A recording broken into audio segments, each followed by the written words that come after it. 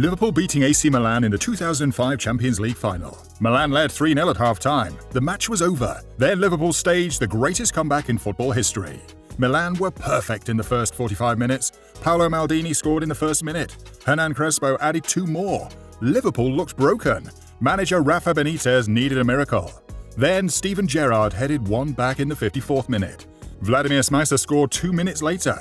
Xabi Alonso converted a rebound to make it 3-3 in the 61st minute. 6 minutes changed everything. Milan couldn't believe it. They had the best defense in Europe with Maldini, Alessandro Nesta and Cafu. They controlled the match, then collapsed completely. Extra time was torture for Milan. Liverpool goalkeeper Jerzy Dudek made impossible saves from Andrei Shevchenko. The match went to penalties. Dudek channeled Bruce Grobbelaar's wobbly legs routine from 1984. Liverpool won the shootout 3-2. Dudek saved from Shevchenko again. The Ukrainian striker, the Ballon d'Or winner, missed the decisive penalty. Liverpool were champions. 3-0 down at half-time to European champions. Liverpool's squad wasn't close to Milan's quality, but Gerrard's leadership and Dudek's heroics created the miracle of Istanbul. Down 3-0, won anyway. Iceland beating England 2-1 at Euro 2016. The tiny nation of 330,000 people eliminated a country of 56 million. The Three Lions humiliated on the biggest stage. Iceland had never qualified for a major tournament before Euro 2016. They were the smallest nation ever at a European Championship. Their players came from mid-table European clubs. Wayne Rooney gave England the lead from a penalty in the 4th minute. Easy victory incoming. Then Ragnar Sigurdsson equalised 2 minutes later. Kolbeinn Sigþórsson scored in the 18th minute. England dominated possession. They had Harry Kane, Jamie Vardy, Dele Alli and Raheem Sterling. They couldn't score. Iceland defended brilliantly. Every Icelander blocked, tackled and fought. Roy Hodgson resigned immediately after the match. England were humiliated. Iceland advanced to the quarter-finals, where they lost to hosts France, but they'd made history. The Viking clap celebration became a global phenomenon. Commentator Gudmund Benediktson's scream when Iceland scored was replayed millions of times. A nation united through football. Iceland's population could fit inside 4 Wembley stadiums with seats to spare. But they beat England. They reached the quarter-finals, the ultimate David versus Goliath story of Euro 2016. 330,000 people beat 56 million. Greece winning Euro 2004. The Greeks had never won a match at a major tournament. They were ranked 35th in the world. Nobody gave them a chance. Greece opened by beating Portugal 2-1 in Lisbon. Shock result, but people called it fluke. Then they beat defending champions France in the quarter-finals. Another upset, but surely they'd collapse. Czech Republic were favourites in the semi-finals. They had the tournament's best attack, led by Pavel Nedvěd and Milan Baros. Greece won 1-0 with a silver goal in extra time. The final was Greece versus Portugal again, in Lisbon, in front of 65,000 Portuguese fans expecting coronation. Angelos Karisteas headed home the only goal. Greece were European champions. Coach Otto Rehagel's defensive system stifled everyone. Greece didn't play beautiful football, they played winning football. 5 games, 4 wins, 1 draw. 0 goals conceded in knockout rounds. Greece had no superstars. Their squad played in mid-table European clubs. Theo Zagorakis won Player of the Tournament, despite playing for Bologna in Serie A. The collective beat individual brilliance. The victory changed Greek football forever. Kids who watched that team grew up believing miracles happen. Euro 2004 proved tactics and belief can beat talent. 150-1. Champions anyway. By the way, if you guys want to subscribe, I'm going to be posting a lot here. Thanks. Ajax reaching the 2019 Champions League semi-finals. The Dutch giants eliminated Real Madrid and Juventus with a team of teenagers. Their combined squad cost less than 1 Galactico. Ajax had Matthijs de Ligt, aged 19, Frankie de Jong, aged 21, and Donny van der Beek, aged 22. Kids playing against the European elite. Real Madrid won the previous 3 Champions Leagues. Ajax beat Real Madrid 4-1 at the Santiago Bernabeu. They destroyed them. Hakim Ziyech, David Neres, and Dusan Tadic tore apart Sergio Ramos and the Madrid defense. The Bernabeu fell silent. Juventus in the quarter-finals. Cristiano Ronaldo scored a hat-trick in the first leg. Juventus led 2-1 on aggregate. Ajax needed 2 goals in Turin. They scored 3. De Ligt headed the winner. The semi-final against Tottenham was heartbreak. Ajax led 3-0 on aggregate. They were seconds from the final. Lucas Moura scored a hat-trick. The last goal came in the 96th minute. Ajax were eliminated. But the run was glorious. Total football reborn.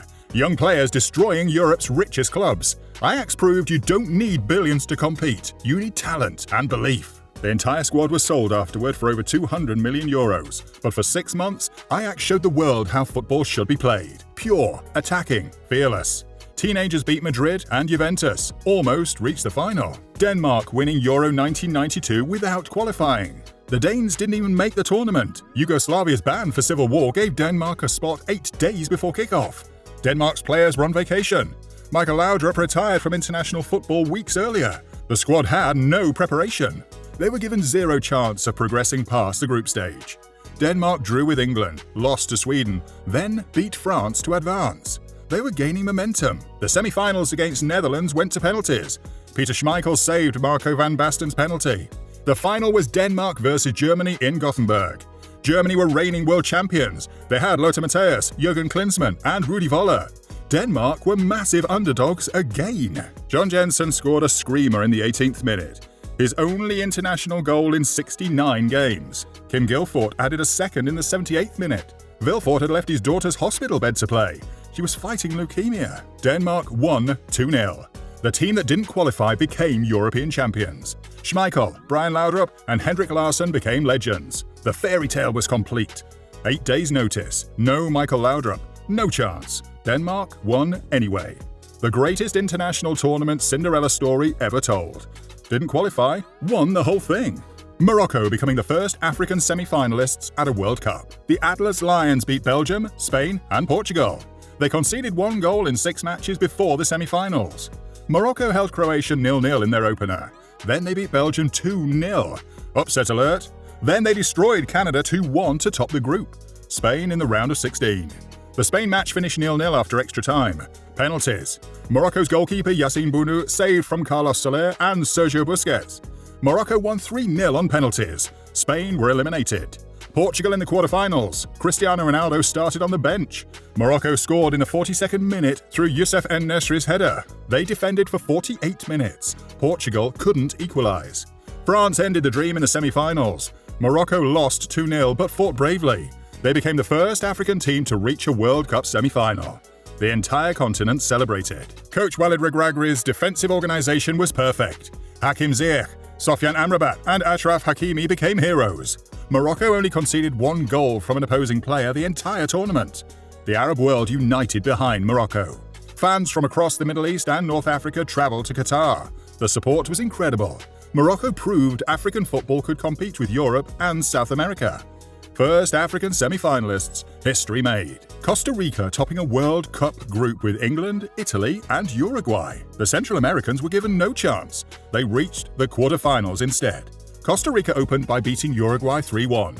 Luis Suarez was injured. People said wait until the real teams. Then Costa Rica beat Italy 1-0. The Azzurri were tournament favourites. England was the final group match. Costa Rica were already through but wanted to prove themselves. They drew 0-0, topping the group. England went home. So did Italy and Uruguay. The round of 16 was against Greece. Costa Rica won on penalties. Keylor Navas made crucial saves. The goalkeeper was sensational all tournament. He went from Levante to Real Madrid based on this World Cup. Netherlands ended the run in the quarterfinals. Another penalty shootout. This time, Costa Rica lost, but they'd reached the final 8. A country of 5 million people competing with the Giants. Coach Jorge Luis Pinto's tactics were perfect. Brian Rui led the attack. Joel Campbell broke through. Navas was world-class. Costa Rica proved CONCACAF could compete with Europe and South America. The group of death became Costa Rica's playground. 3 former world champions eliminated. The underdogs advanced. Nobody saw it coming except Costa Rica. Group of death winners. Quarter-final heroes. Deportivo La Coruña overturning a 4-1 deficit against AC Milan. The 2004 Champions League quarter-final looked finished after the first leg. Milan were in cruise control. Milan won 4-1 at the San Siro. Andrei Shevchenko scored twice. Kakko and Alessandro Costacurta added goals. Deportivo got 1 back through Walter Pandiani. Nobody gave them a chance. The second leg at Riazor was miracle territory. Deportivo needed to score 3 without conceding. They had Walter Pandiani, Albert Luc, and Juan Carlos Valeron. Good players, but not superstars. Pandiani scored in the 5th minute. Valeron added the second in the 76th minute. Deportivo needed 1 more. Then, Fran headed home in the 85th minute. Riazor exploded. Milan collapsed. Deportivo advanced 5-4 on aggregate. Milan's defense, featuring Paolo Maldini, Alessandro Nesta and Cafu, couldn't handle the pressure. The Galicians celebrated the greatest comeback in their history. Deportivo lost to Porto in the semi-finals, but the Milan comeback became legendary. They proved anything is possible at home with 30,000 fans screaming at you. Milan's invincible defense destroyed. Deportivo's belief rewarded. The impossible became possible in 90 minutes of pure determination.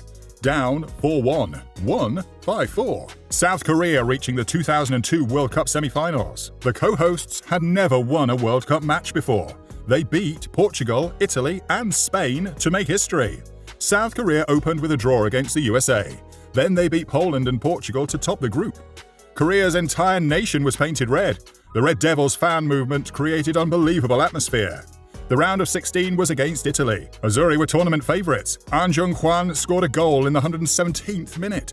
Italy were eliminated. Controversy followed, but Korea advanced. Spain in the quarterfinals. 2 Spanish goals were controversially disallowed. Korea won the penalty shootout. The run continued. Asia had never seen anything like this. Germany ended the dream in the semi-finals. Korea lost 1-0 but fought until the end. They finished 4th after losing the 3rd-place playoff to Turkey. 4th place at a World Cup as Asian debutants. Gus Hiddink became a national hero. His tactical discipline combined with Korean work rate created magic.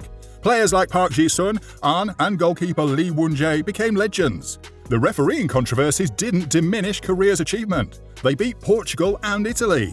They took Spain to penalties. They proved Asian football could compete at the highest level. Never won a World Cup match to 4th place.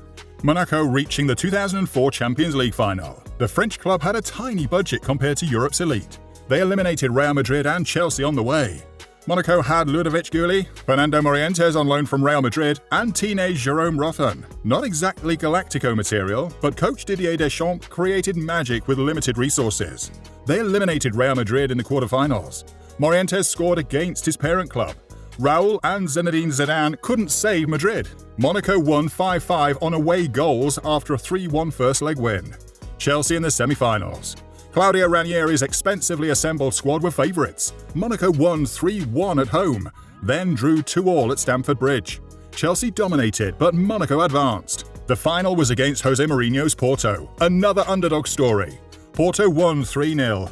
Monaco's fairy tale ended, but their journey was remarkable. A Ligue 1 club with minimal spending, reaching Europe's biggest match.